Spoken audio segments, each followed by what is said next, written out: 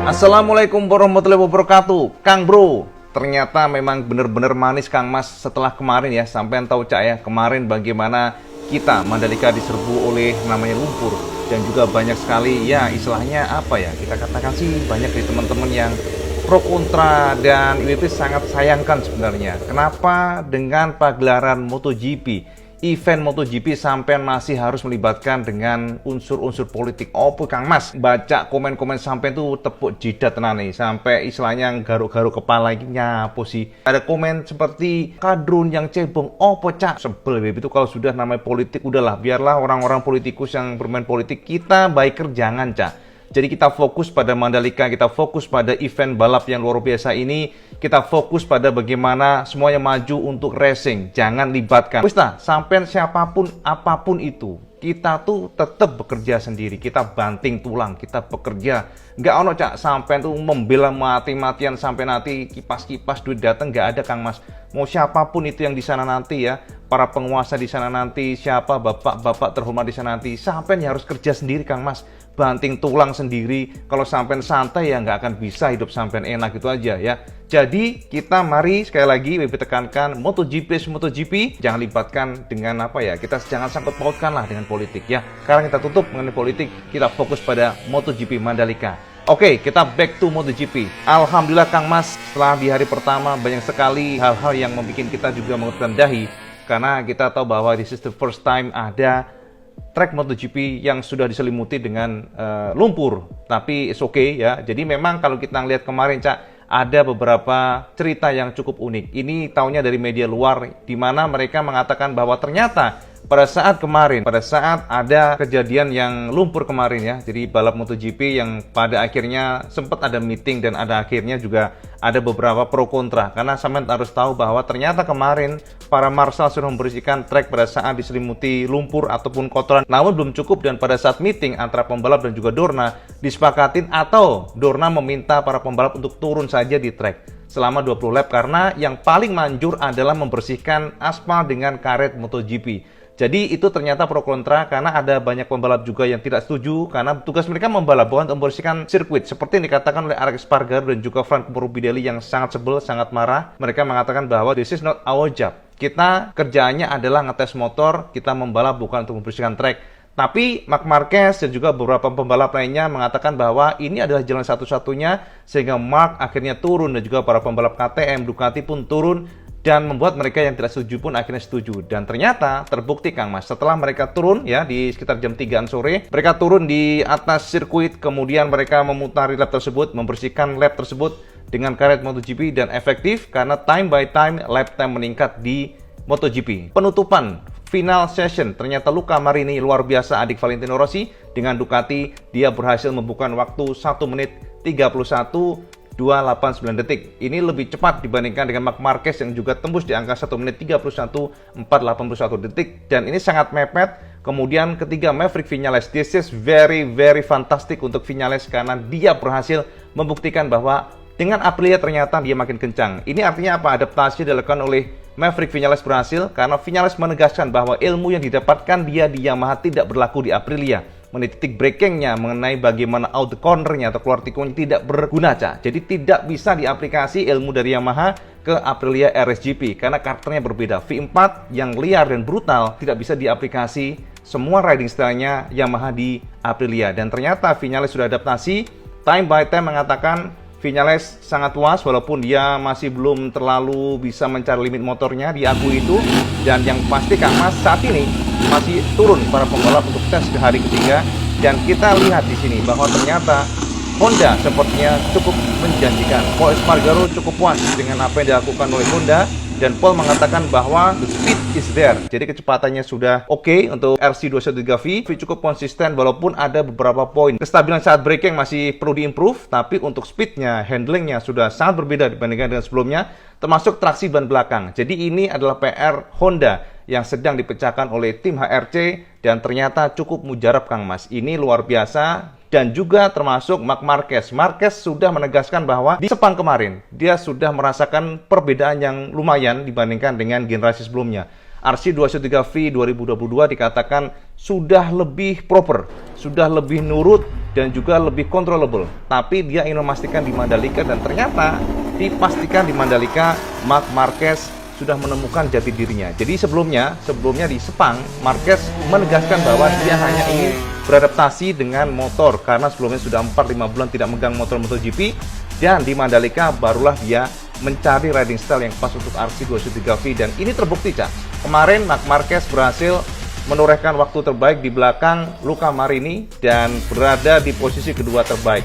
Sementara kita lihat dari Ducati juga demikian. Ducati ini ternyata sudah dikatakan sangat bagus karena dia corner speed-nya mantap.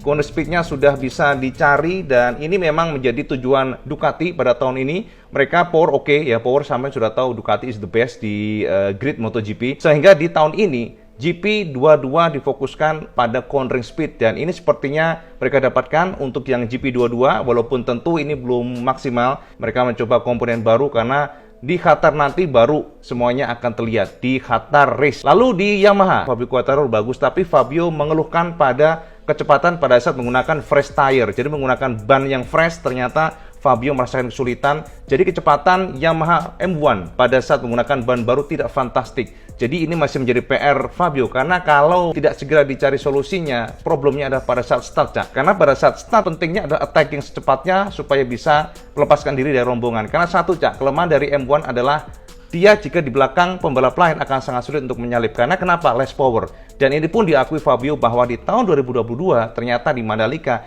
dia masih merasakan bahwa Yamaha justru mengalami kemunduran soal top speed. YB juga nggak tahu sih kemunduran soal top speed. Padahal di sini kan baru pertama ya di Mandalika. Tapi pada saat diinterview oleh beberapa media luar, ternyata Fabio mengatakan bahwa top speed M1 itu lebih lambat 9 km per jam dibandingkan dengan generasi sebelumnya. Fabio mengatakan bahwa Yamaha saat ini belum terlalu fantastik buat dia, jadi dia masih berusaha untuk nge-push supaya engineering Yamaha bisa lagi menambah horsepower saat ini, karena dia merasa bahwa tenaga M1 masih kurang, Cak. Ini artinya memang apa? Ini artinya bisa jadi memang dari another team yang improve atau mungkin Fabio yang stagnan. Tapi yang jelas Fabio menekankan bahwa dia minta Yamaha untuk menambah horsepower, jika tidak akan sangat sulit untuk mempertahankan juara dunia di tahun 2022.